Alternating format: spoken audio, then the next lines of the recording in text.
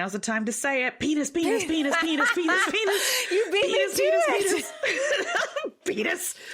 And then he's got to come back and he's got to listen to this when he goes to edit the episode. So we'll say it together. We'll go penis, penis, penis, penis, penis, penis. Penis. This is going to be the clip that he gives me for sizzle reel shit. Just penis, penis, penis. Penis, penis, penis. You are so ridiculous.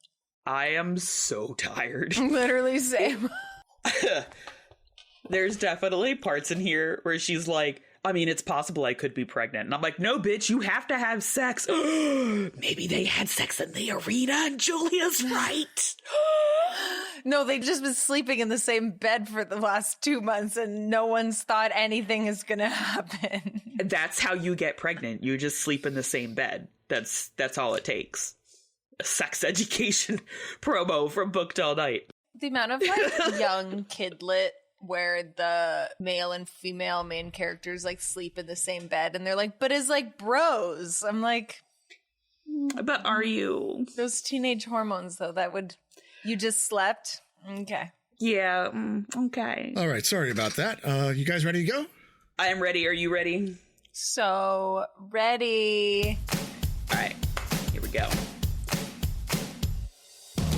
Welcome to Booked All Night, the podcast where hot takes meet craft notes and no one gets enough sleep.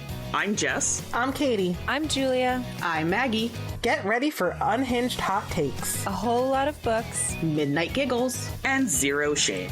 Grab your blankets, booklets. It's time to get booked all night. I'm Jess.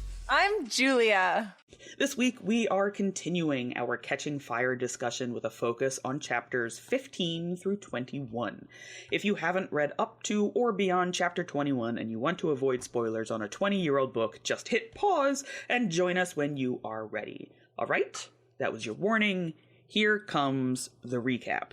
Sugar cubes and strategically tied knots, chariots, meet a few other victors, naked Joanna. I was singing that all day because I'm such a dork. A new Avox. Stay in love, make some friends. Oddly sensual knot tying. Rippled circle of knife throwers, which I specifically want to talk about that word. Face painting, learning about force field spotting. The hanging of Seneca Crane. I painted a picture of Rue. The lovers both get 12. The quote, I just want to spend every possible minute of the rest of my life like this. The burning of the wedding dress. The only acceptable pregnancy trope. I saw that Instagram post. Victors unite. Capital protest. You just remember who the enemy is. Knock knock, sin is dead. Off to the arena. Water, water everywhere but not a drop to drink. Golden friendships. Not in your condition. Mags wants uppies. Should I kill Finnick? Watch out for that force field. Are they making out? No, it's just CPR. Force field barbecue, cannon fire, bell tolling, poison fog, Mags, saltwater baths, monkeys, hey, trees have water, angry monkeys, and sacrificial morphlogs. The ending of that was great. Yeah. Good job. You should be proud of that one. I am so proud of that one. I want to open by talking about Finnick, because Finnick is like everybody's baby. I would love to talk about him with you because I also have thoughts and I want to just put him in a little cocoon and protect him and love him and just pet his face and tell him he's a pretty perfect angel. Right. He is a pretty perfect angel, and that is why he won his games. Yeah. As explained by Katniss. Yeah, like our introduction to him is Katniss admitting that he's hot. Which okay, he's like so hot, you guys. He's like so hot. Oh my god, it's But sexy. I like didn't really notice. I like never noticed how hot he is, but he's just like he's like too hot. Yeah, he's especially hot, which I think is very important because of the two love interests that she has. Yeah. She hasn't really been like, they're really attractive. But Finnick, she's like, yeah, that one, that is we're going to tie some knots together later at the training center. Attractive man. Yeah. It's true. And we learn a couple things. During his games, other tributes were not sent shit. Everybody sent gifts to Finnick. They were like, oh my god, he's hot. So here's food for you. Here's medicine for you. They even sent his trident. Which is insane. They sent the weapon. That feels like it should be against the rules. The other part was this line, because there's so much in just this introduction of Finnick. Mm-hmm. Because of his youth, they couldn't really touch him for the first year or two.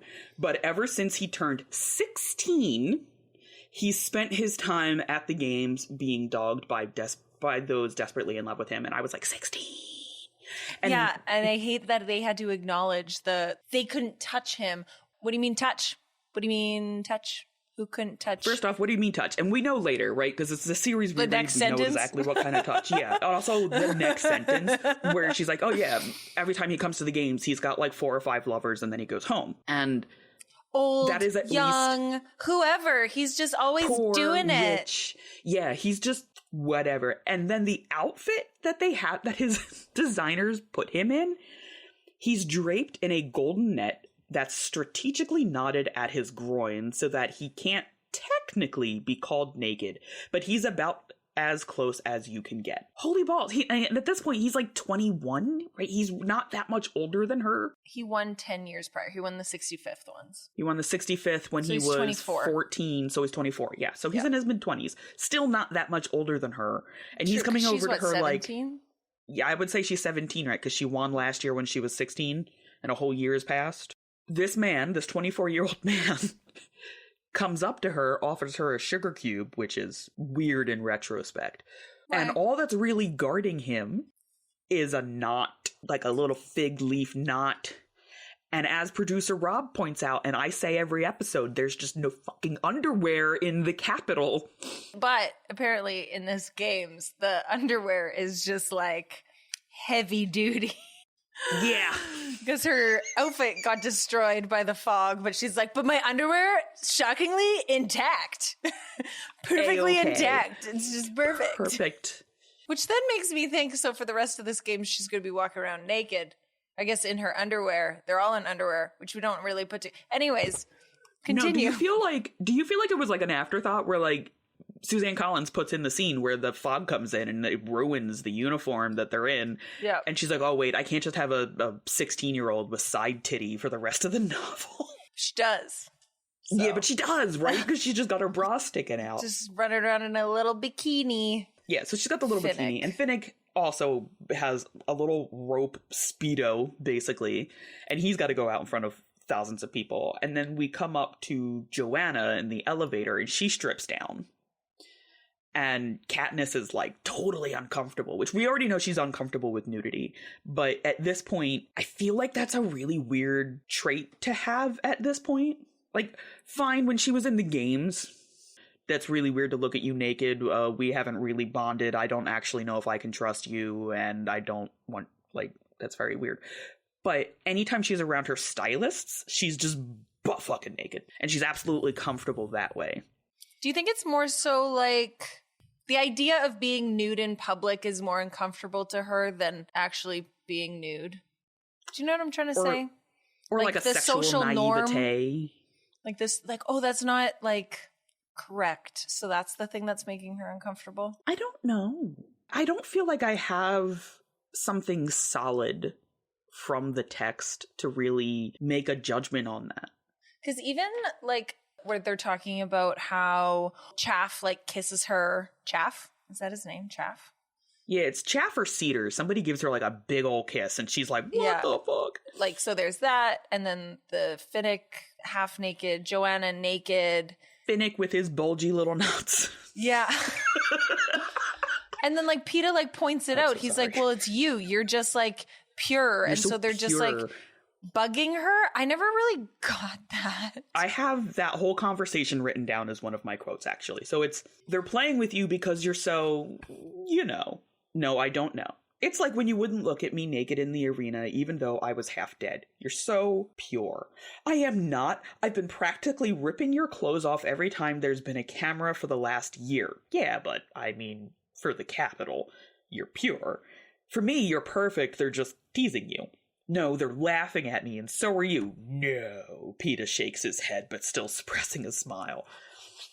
He's right in that sense, in terms of the Capitol and the Capitol's view of, like, at least heterosexuality and its presentation. Mm-hmm. She is prude and pure, quote unquote.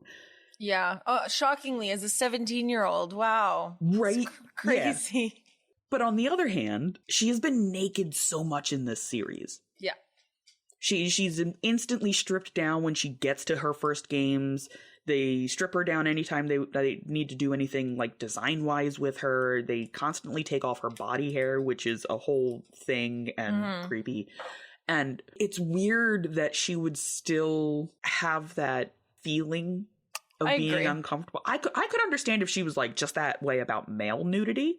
And she's like, oh, that's your penis. I don't want to see that. But, like, she also feels that way about Joanna. And she's like, well, my God, you're just naked in the elevator. And Peeta's just talking to you. See, I thought the Joanna thing was always, like, a little bit of jealousy. Oh, like she wants to fuck a 17-year-old? No, I don't think Joanna wants to fuck Peeta. I'm saying from an outside perspective, there's this hot naked woman standing in front of the guy that you like, talking to him. Your little caveman brain just gets switched on just like a little bit. So she's more annoyed with that than the actual nudity. I see what you're saying. You had worded it in a way that it felt like you were saying that Joanna was jealous of Peeta and Katniss. Oh, sorry, no. Yeah. Katniss jealous of Joanna. I could see that. And so then she's uncomfortable for that reason. Yeah, I forever have Jennifer Lawrence's face in my head for that awkward, where she just like her whole I don't know what she's doing with that. She is so uncomfortable. It's just hilarious. Did you guys ever see the Jennifer Lawrence interviews when she was filming this movie? And she was like, yeah, now that I'm an Oscar winner, everyone like, Josh tried to make a comment about how I said one of my lines. And I just looked at him and went, do you have an Oscar? I was like, oh, J-Law. No. I just love you. But I have seen, and they're resurfacing now because, Hunger Games is coming back. And I've seen the compilation of the clips where every single press interview with her, like all the red carpet stuff, she's like, hi, yeah, it's really nice to be here. Do you have any chips? Do you have fries? Yeah, do you have cookies? Like, she's just like, do you food, snacks? You got any sugar back there? Yeah. Yeah, no, I thought even like Chaff kissing her was really strange. That one made me feel really uncomfortable. But like a grown-ass man that's the same age as Haymitch kissed a teenager right on the mouth, and then Haymitch and him laughed about it. I was like, it's not funny, haha. Yeah, it's not funny, haha. It's funny, odd. But I think it's funny, odd by today's standards. I can think of plenty of times where my mom's adult male friends call them out. Yep, did something similar to me when I was like 16 or 17, but these are people that I have known. And so it's a different situation. It doesn't make it better. I know. Like, I don't know not. If that makes it better. It does not make it better, but it at least was somebody that I knew, and I knew that they were just fucking with me. Chaff is a stranger to her. Yeah. And that's just fucking weird. And then he's like, ha ha ha ha ha. You're so pure, right? It's weird. Even when Joanna is in the elevator, she looks at Katniss and she's like, oh my God, that dress that you were wearing. I loved that dress. That was so nice. I wanted to, reach the screen and rip it right off your back. And Katniss is like, I bet you did with a few inches of my flesh. And I was like, bitch, these people don't want to kill you all the time. It's not 100% of the time that these people want to murder you. Like, are you, what is happening? Why are you like this? Katniss has no idea how to make friends, which is literally a whole section here. Yeah. That she's just got zero social skills. Thank God she's got Peeta, who obviously knows how to play this game and makes allies and everything else. Before we get there, I want to come down hard on the Snow is always watching, which I know that we have talked about obviously throughout the series. And it's amazing that Katniss is still surprised when something comes up that's deeply personal to her. So, one, this man is tormenting a 17-year-old, and that's just weird. Secondly, we know that he knows about her kiss. He obviously knows about the hunting because he saw the kiss, so he knows that she goes outside the district. He knows about her relationship with Cinna, which comes up later, and he knows about Darius, her friend Darius, who tried to stand up at the whipping of Gale and is now an Avox. And she is, I'm not going to be like, oh, you should not be surprised. But the level that she has where she's like, how did he know? That's the part that I'm like, girl, not a single thing you do it is private. She's like, maybe he put him here to bother me. Yeah. She just kind of questions it. Like, maybe it was just like he like rolled a die and picked a random peacekeeper. Did he? Are you sure? Yeah. Because everything else has been so random? That whole part with the Avox is so sad, though. Especially how she is able to, like, rein it in a little. And then I forgot about, like, her spilling the peas and, like, they go and, like, grab hands under the table. I was crying. Yeah. I was crying reading that because, like, I thought, I don't even know what I thought. Like, how is she going to connect with him? And then they finally do, and she actually did it in a smart way. Yeah. I was like, this makes it so much worse because you were smart about it. Fuck. And Effie's comment specifically about them being a matching pair because they both have red hair. That was gross. Yeah, that was weird. Oh, we have a matching set this time. Yeah. Those are human beings. I don't know if you know that. Yeah, Effie, oh my god, no.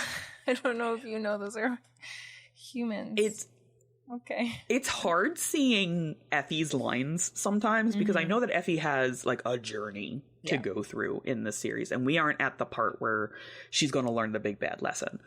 But holy shit. These are human beings. Yeah. Well, this whole book is just people keeping things from other people. And not seeing others as human. I mean, even going the other way, District does not see Capital as human. They're like something else and something more cruel. And it is part of the theme of the series, the us versus them, and how that divides you and how that makes power that much easier. Exactly. But it is still disgusting to watch. It hurts. And that scene is so depressing where she's like, oh my god, it's Darius. And then I'm like, you can't talk to him. Just like you know that you couldn't talk to the girl whose name you don't even know. Yeah. And she's like, I can't get them in trouble. And then she spills the peas to be like, I'm so sorry. I'm so sorry. Yeah. And then we have two main rules as we head down to training. And that is stay in love, obviously. And make friends. Yeah. Make friends, to which Katniss is like, abso-fucking-lutely not. Having read this, we know that everyone else knows about the rebels. We know that now. Yes. Which I hate. But I hate that Katniss is like in this and she's like, I want to be friends with this person. I want to be friends with that person. Blah, blah, blah. And I want to be friends with the two high-ass motherfuckers from District 6. Yeah. And then Peeta and Haymitch are just there like, yeah, for sure. Fuck it. Like, not even trying to like save her to make her win. But like, there's so much more to this going on. Yeah. And she's like trying to make these own plans to save Pete. Like, God, I hate it. Like, I wish you guys just talk to each other. This would have been a more exciting book. That is incredibly frustrating. One, that they don't talk, that they're like, you're the one we're going to save this time around. Because I feel like that could be such a huge point of contention between them, where Peeta's like, no, we're saving you. And she's like, no, we're saving you. And they're just constantly going back and forth about it. I thought that Haymitch telling Katniss that they were going to save Peeta was like a joke. Like, it's pretty much just like, yeah, for sure, Katniss, we're going to save Peeta. Whereas Haymitch and Peeta are in the background, like making all these rebel plans and becoming friends with Finnick and doing all this other stuff, and they're just like playing her, which makes me sad for her. It does.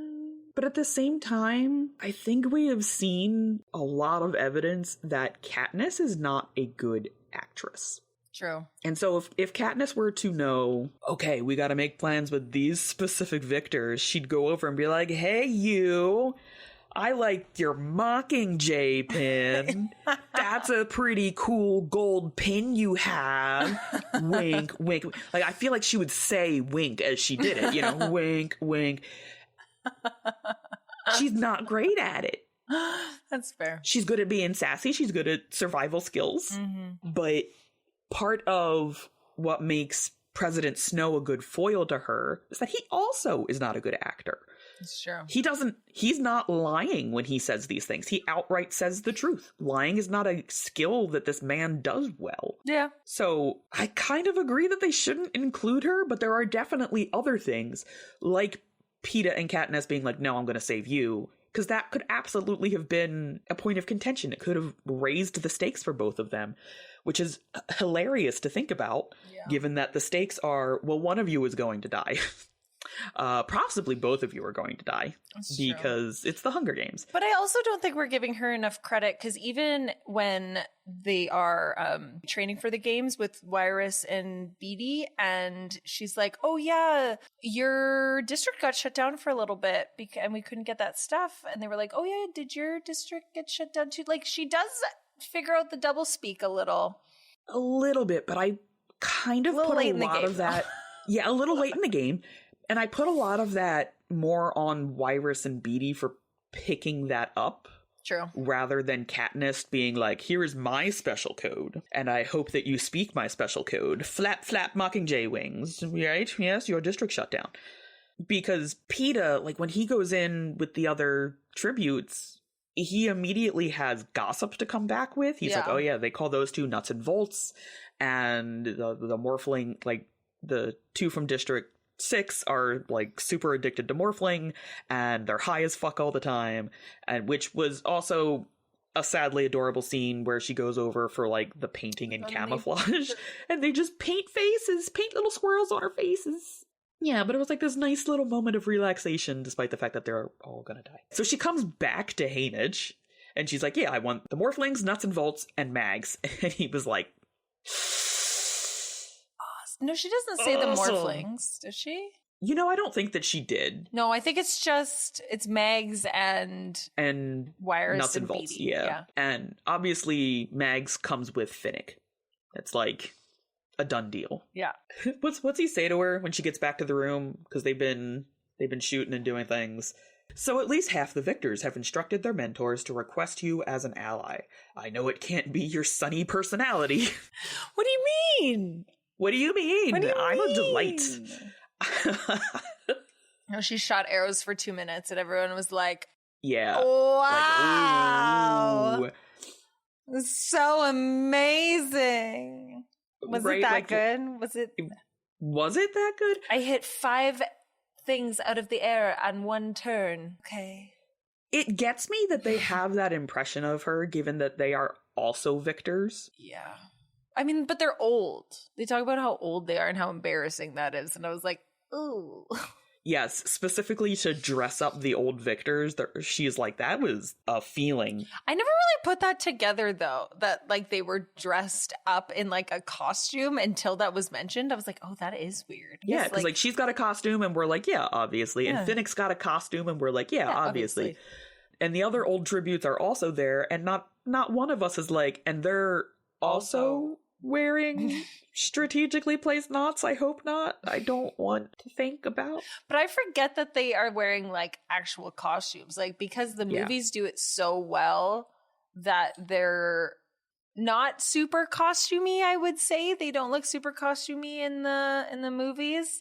That it's like, oh yeah, she's like, yeah, they're dressed up as cows. I was like, right. Yeah, if I had watched 2 tributes go on the chariot in like cow kigus, I would have lost my fucking mind. Like the blow up cow outfits. Or the blow up cow suits. do, do, do, do, do, do, a moo. Okay, sorry, real quick. Do you guys think it's weird that there's horses? Yeah, that they don't have like futuristic chariots. Literally, I was like, she was like, and I pet the horse's neck, and I was like, oh yeah. What? Why? What I think is weird The only thing that I thought was weird about that is, like, I've got friends that have never been around horses. Yeah.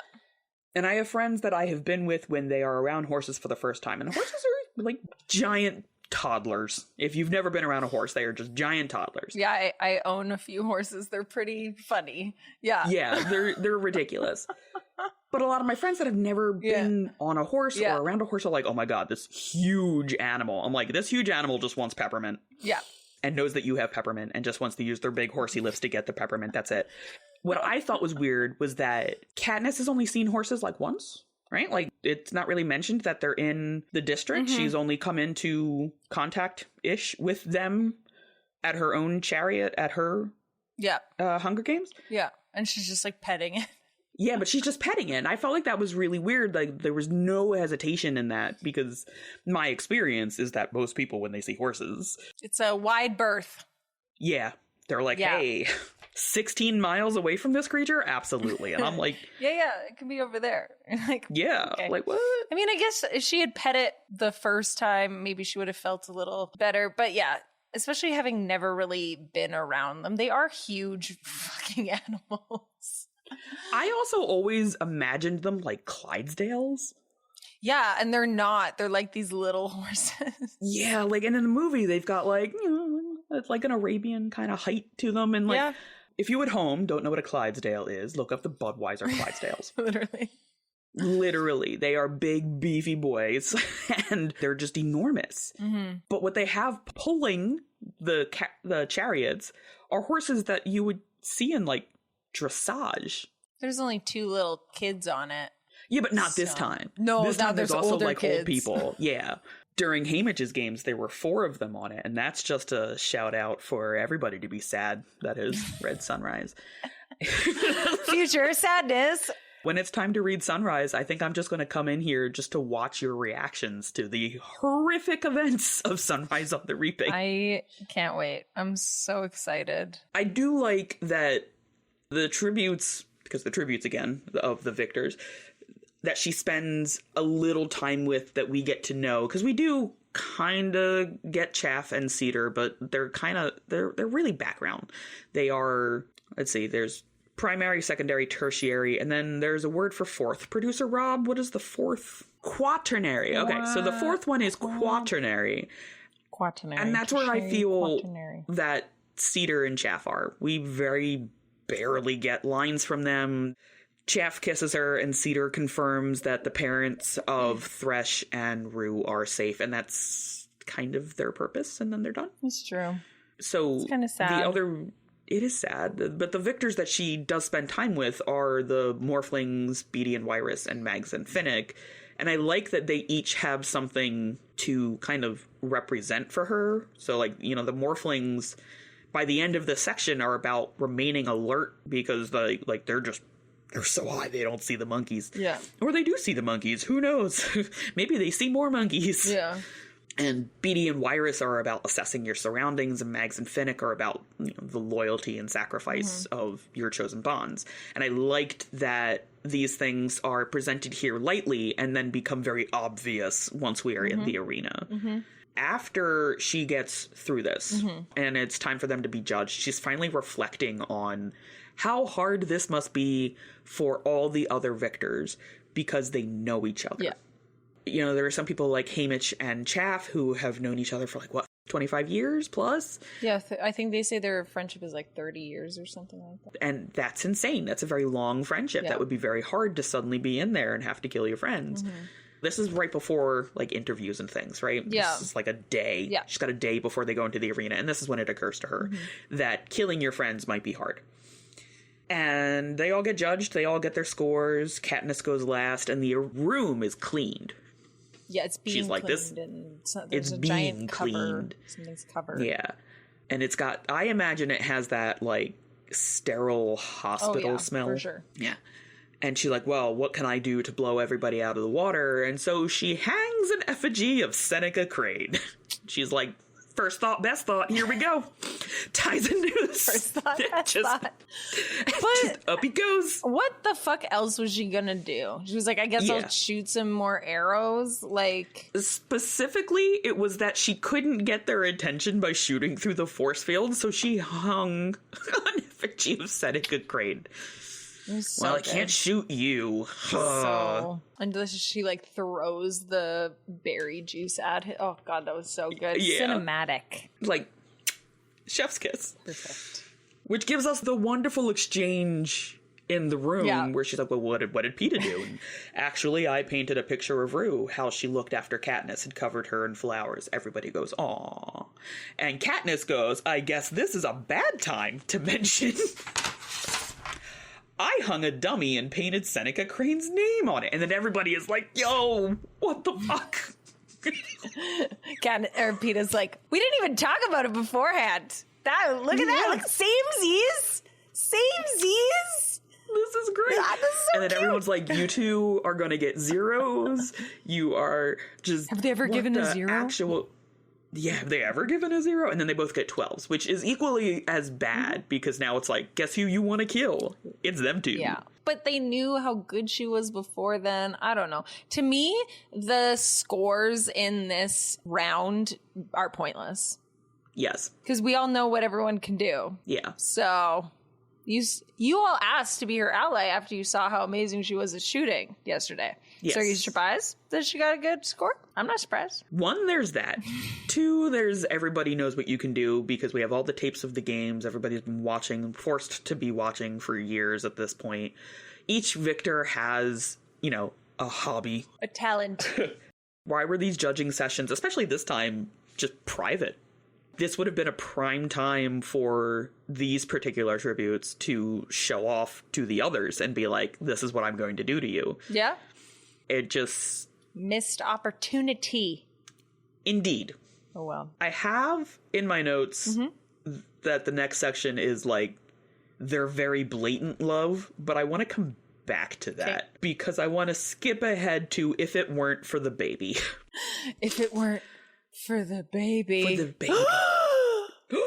The delivery of this, because he like half stutters through it, and he's like, and we got married in secret. We want our love to be eternal, and it was before the Court of Quill was announced. Oh, so you were 16 then. Got it. Yeah. And we just wanted to be together and our love to be forever, and we'd be okay with this if it... What, boy? Spit it out. If it weren't for the baby. What, boy? Spit it out. And he does. He does. But Katniss's commentary on it is great, too, because she's like, there, he's done it again. Dropped a bomb that wipes out the efforts of every tribute that came before him. I like when they go back upstairs and he's like, do I have anything to apologize for this time? Yeah. She's like, no, you did great, sweetie. No, it's fine. It's fine. It's plausible. It's plausible I could be pregnant. Just teenage pregnancy, I guess. Yeah, it's totally fine. But like, Peeta's out there playing chess and everybody else is learning to play checkers. Seriously. Like, I was trying to think about this as like, if this was happening in the real world. Oh, like if your country were going to host the Patriot Games? And you know what? Never mind. I was going to say, and a woman was pregnant and then everyone wanted to kill her. Yeah, that's never happened in history, right? Woo! Do you think there would be as much of an outrage? I think this works on so many levels. First off, it shocks the audience, which is like very good, Peeta. Shock the audience. But even if they manage to get the games canceled, which obviously will not happen, if in a few months everyone's like, how come Katniss isn't showing? The only answer is we lost the baby due to the stress of possibly going into the arena. Or even if Katniss does win the games, the same thing. I lost the baby because of the stress of being in the arena, which would then further call into question in the capital, right? Because it's already in question and it's been in question in the districts for forever. But the capital is not there yet. They haven't been attached to these tributes. And that's the big part here, is that they have that celebrity relationship, right? Where like everybody loved Elvis and then he died and they all cried kind of thing. The same thing most Harry Potter fans had with Alan Rickman. I can't believe I almost forgot his name. Where like, we didn't know him personally. There's no spoilers in real life, Julia. But now that audience has a connection. They have favorite victors. They have people that they've seen at the games. They have these memories, the way that we have favorite players on our local teams or national teams. And for the first time, quote unquote, it affects them. And so now they're like ready to riot. And they do. After this press conference, after all of the victors stand up and hold hands and arms and things, the broadcast is not cut off fast enough. And there's a riot. There's a protest outside, and they're watching it from the top of the hotel that they're at. And they're like, do you think it'll mean anything? No, of course it won't mean anything. It's the Capitol. And I wonder, how does the series play out if at this point Snow backs down on the games? Like, he stops trying to make everything worse? Yeah, like he acquiesces to the mob and there's no 75th Hunger Games. Oh, like he actually cancels the games? Yeah, like how would that even play out? Because it's like, Snow is very terrifying and overreaching? Omnipresent, thank you. Overreaching also. But, like, everything that he does makes everything worse. Yeah, he's killing the bird. He's squeezing the bird too tightly. Yeah. Yeah, I think that he does just make it worse. Like, he does just, like, help the ball continue to roll down the hill faster. Even if he didn't cancel the games, but was just like, you know what? Katniss is pregnant, and we'll just pull her out. She can just... Yeah. We'll just pull her out. Like, I think that would have been an even bigger twist. Like, how would they have even, like, come back from that? Then Peeta goes in there alone? Like, that's more interesting, to be honest with you.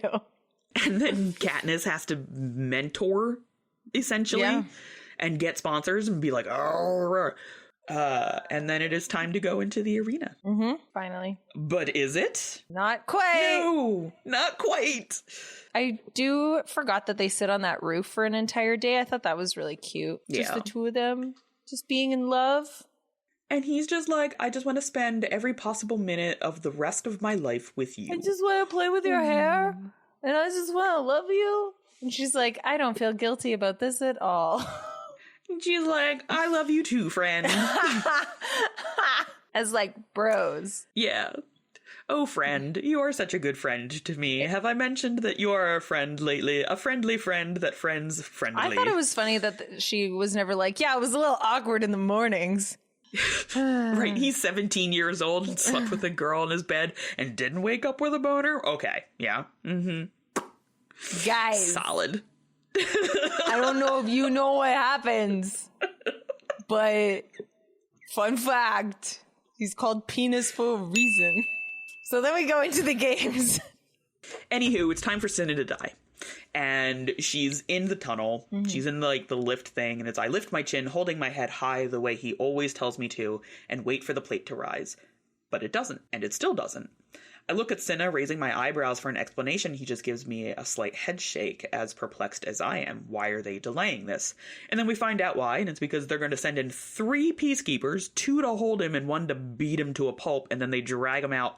And the last thing she sees is all that's left are the smears of blood on the floor. Time to go fight! Yeah, time to go fight! Bye! Bye! I don't even think she, tells...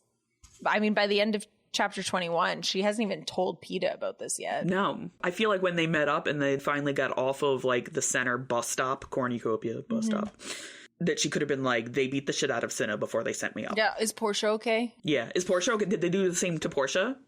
Are you okay? I would be wondering if a similar thing happened to Peeta. Yeah.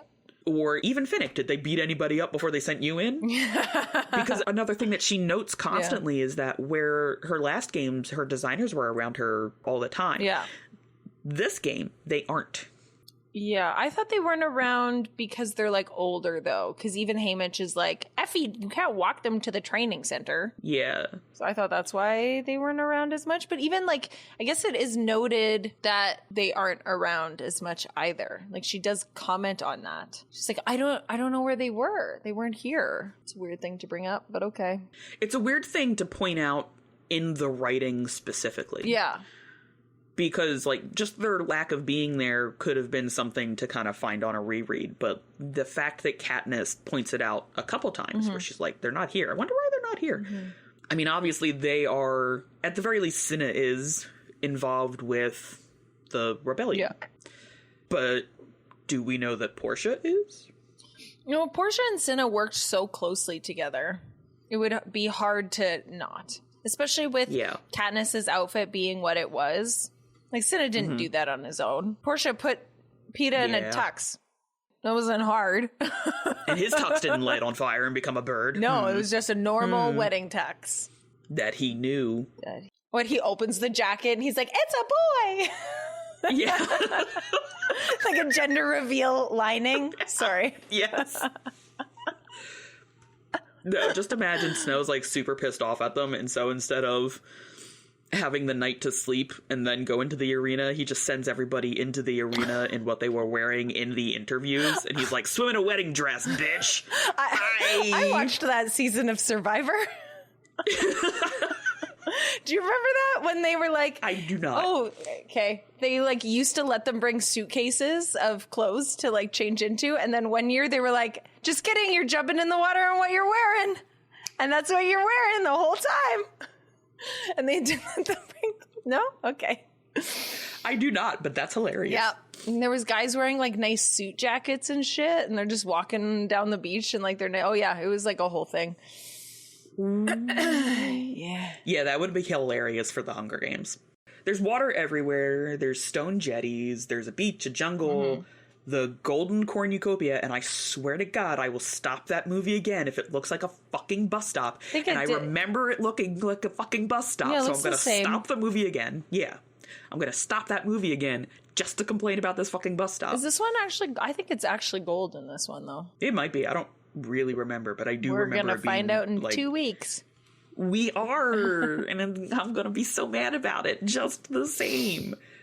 And this sets up the dangers to be regional, which we confirm in this section because the fog kind of hits that wall. Yeah. And it's like, oh, it can't come this way. And it's confirmed that this arena is smaller than the other arenas. Yeah. And we learned that by going around the force field after Peeta walks into it. With a knife. Yeah, he hits it with the knife, right? And then it, like, kills him. Which, like, I'm surprised that Finnick was, like, allowed to bring him back. I guess there was nothing really from stopping him from doing that, but... Yeah, there's nothing really stopping. The only time, like, they... And then, like, rule technicality, technically Peeta died in the arena, so he should be able to get out.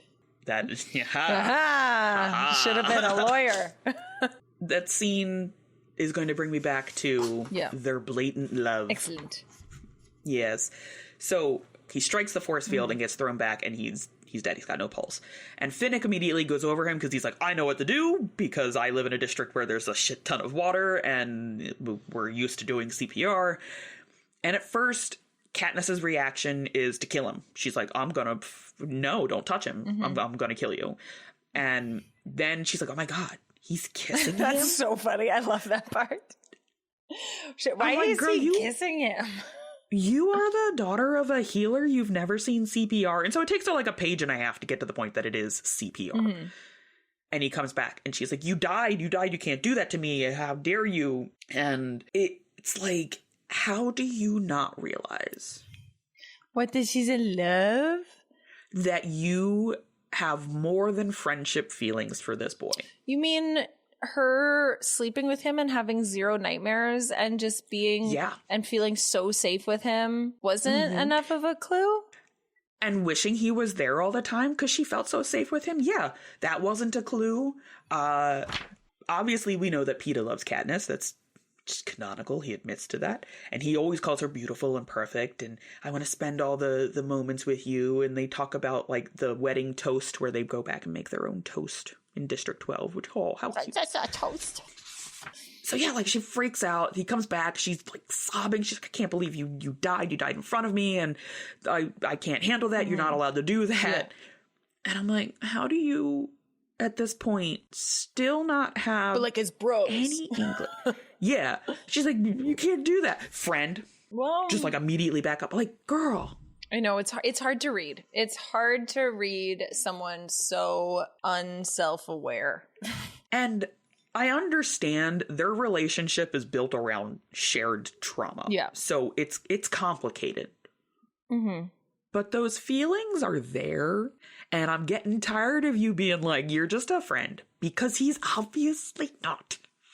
She at least stopped like randomly kissing him all the time, which made me feel worse. When she would like initiate those, I was like, ew. I mean, it's only been a day in the arena, but they at least have like some toothpaste in their mouth, so they're allowed to kiss at this point, instead of like when they were like in there for a week and they were like, I'm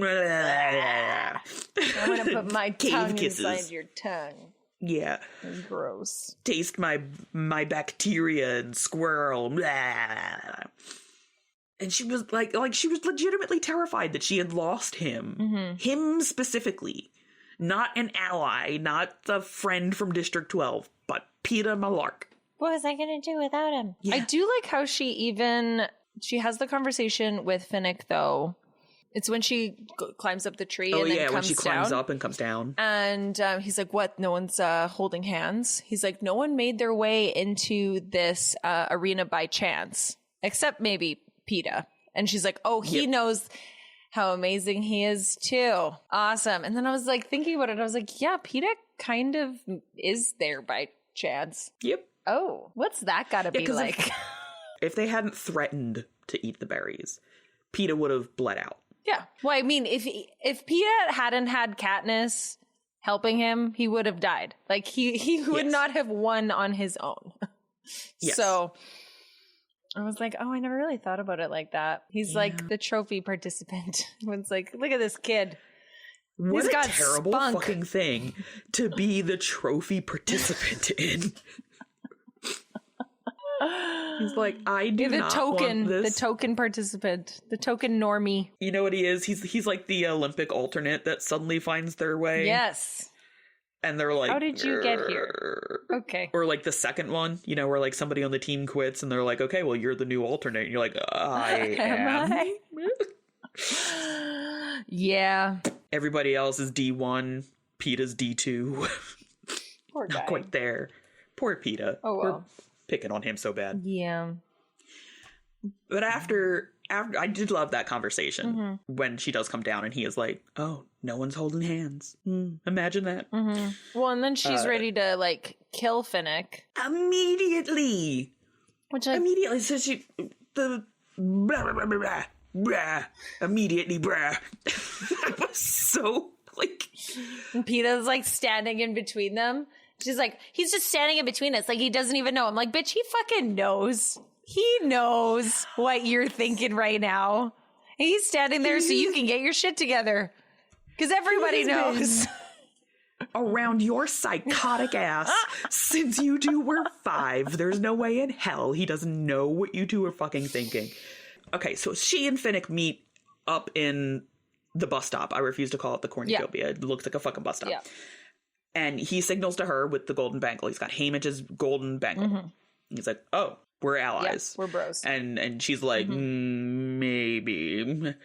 And like her immediate thoughts are, I should kill him. I should kill him in his sleep kind of thing. And they have like a little back and forth where she's like, well, I wanted Mags. And he's like, well, you've got excellent taste, right? Because Mags comes with me. Yeah. And now she's a backpack. And, I can't leave Mags behind. She's one of the few people who actually likes me, which will come up later and be, heartbreaking. Yeah. And then Mags basically like signals to him like uppies. Right? She please, she clamps the handle between her gums and reaches her arms up to Finnick, and he tosses his net over his shoulder and hoists Mags on top of it. And she's like, hello. Little backpack. Yeah. I saw a clip of an interview with him. And apparently the actress who played Mags, they had to keep redoing the shoots because she kept giggling every time she was being carried. So she'd be like, wee! Well, I mean, it's this little old lady and this grown, beautiful man is carrying you. Yeah, I would be giggling too. Okay? Right? I would be giggling too. I know most listeners of the podcast never got to meet my grandmother, but I know that if she was being carried by Finnick O'Dare, she'd do the same fucking thing.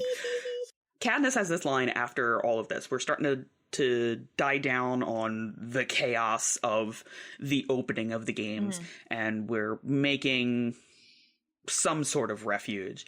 And it's since I got up this morning, I have watched Cinna beaten to a pulp, landed in another arena, and seen Peeta die. Still, I'm glad Finnick keeps playing the pregnancy card for me, because from a sponsor's point of view, I am not handling things well. And this is not long after these lines. Despite the bangle, I should just get it over with and shoot Finnick. There's really no future in this alliance, and he's too dangerous to let go.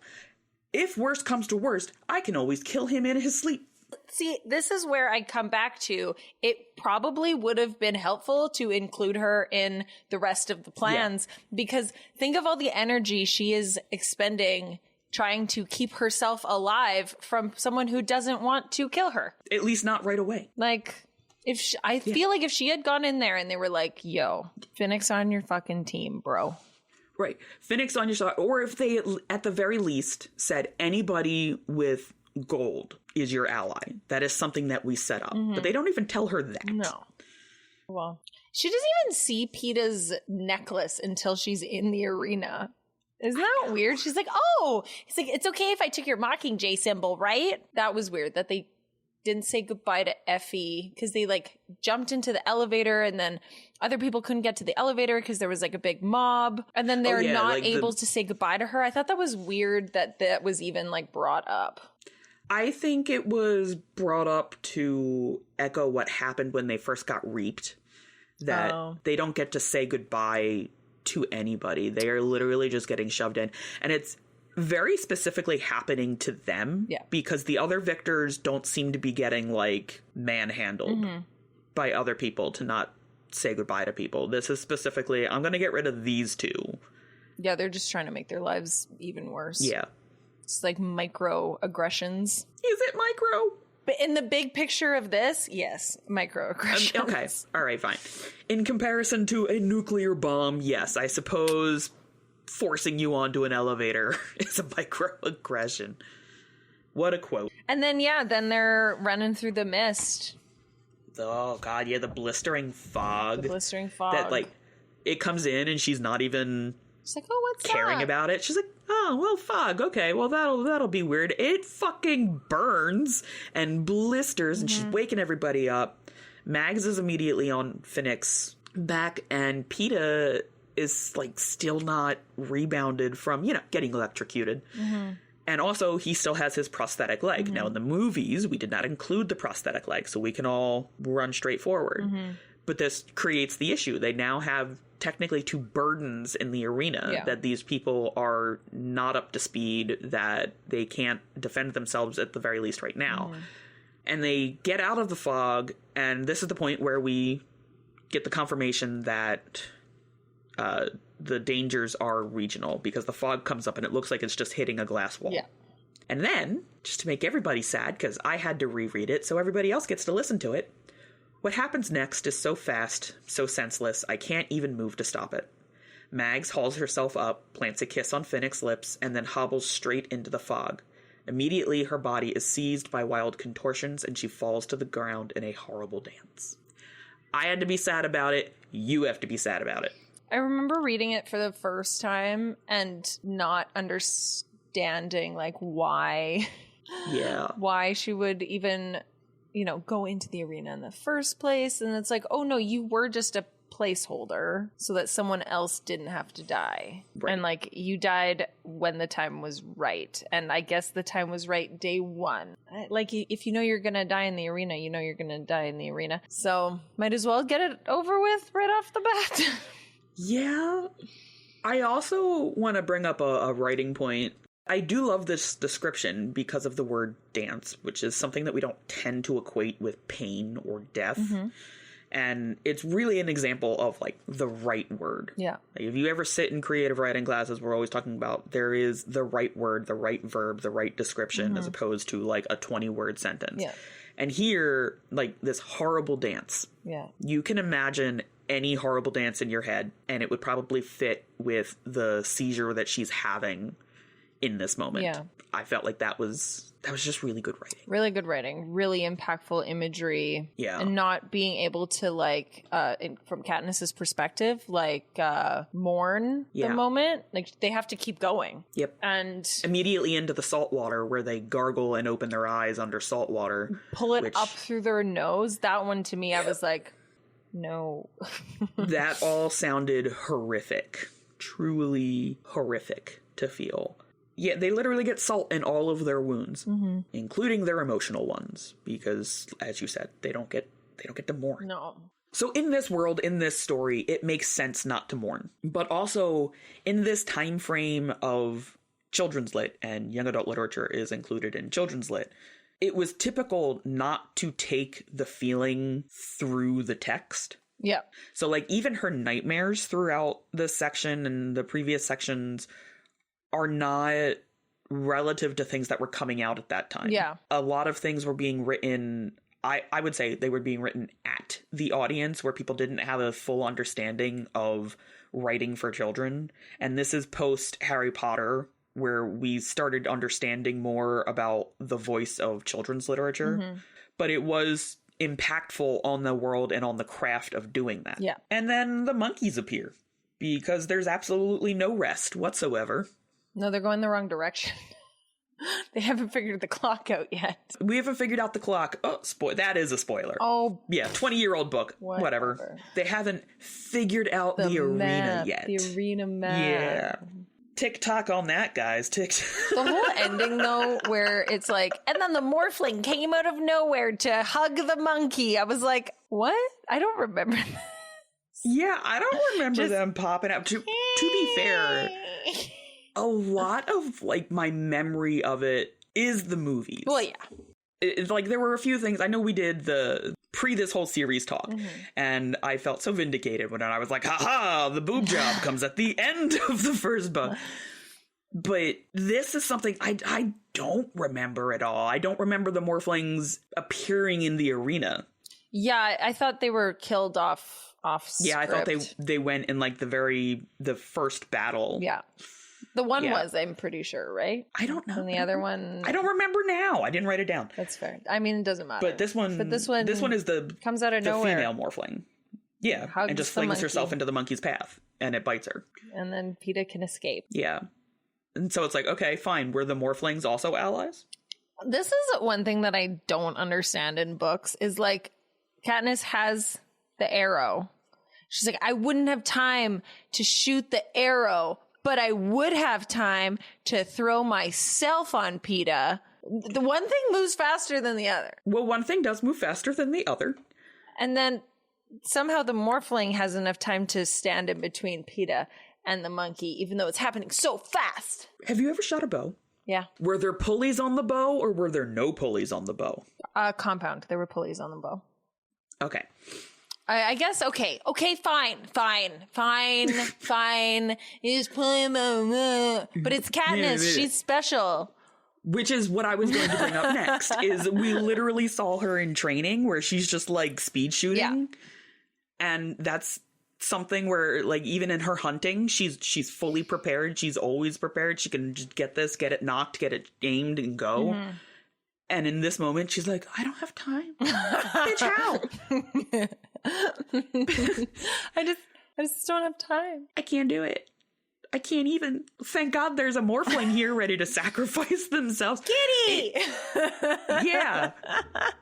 My headcanon for this moment is that high as fuck morphling was just like, what a cute kitty. I want to pet it.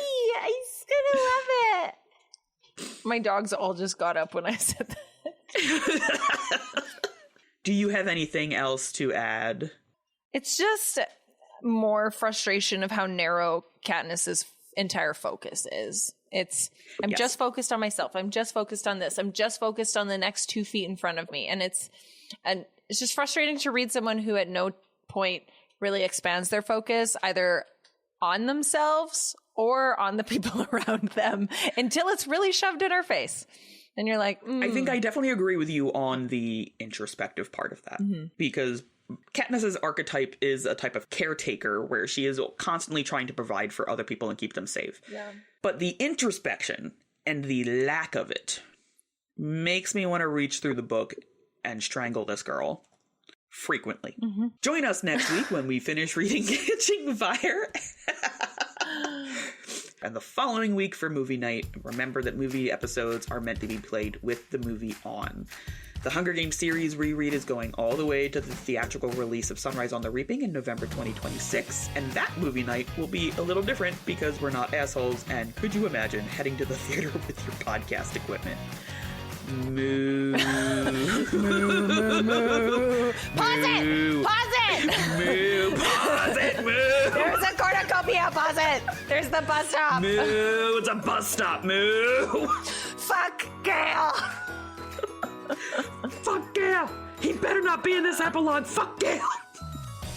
Thanks for staying up with us. Follow us on Instagram and Threads at BookedAllNightPod. Drop a comment to let us know what you thought of today's show and join our Discord server for giveaways, excerpts, and more. It's still in the works, but we're aiming for 100 members.